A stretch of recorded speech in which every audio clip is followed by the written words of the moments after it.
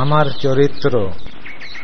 Rangpur, 10ই November 2002।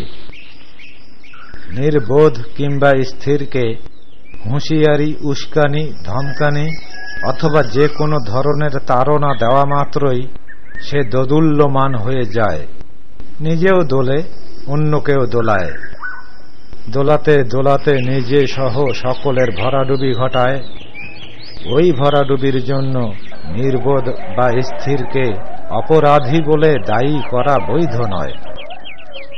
এমন কোনো কৌশল নেই যা আয়ত্ত করতে পারে না বঙ্গভাষাভাষীরা, যাদের দেশ সব সম্ভবের দেশ।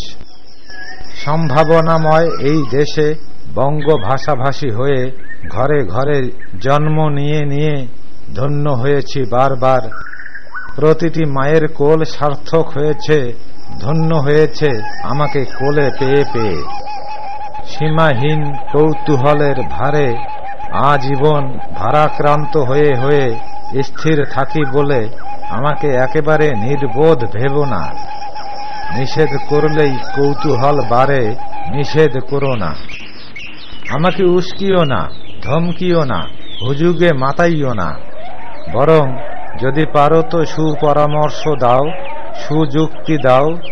সাথে সাথে নজরে নজরে, আদরে শাসনে, যতনে তোষণে সামলিয়ে রেখো, যেন তোলপাড় না করি।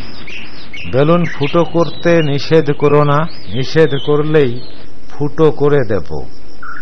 যদি জানা থাকে তো সঠিক জ্ঞান দাও, কি করলে কি হয় এতটুকু জ্ঞান দাও, বিনিময়ে গুরু দক্ষিণা দেব।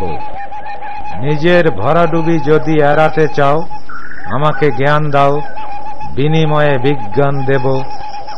যদি মুক্তি পেতে চাও, আমাকে সুযুক্তি দাও, বিনিময়ে প্রযুক্তি দেব। হাত পেতে রাখলে স্বেচ্ছায় গিয়ে পড়ব, তবে গুরু তোমাকেও সাথে নেব।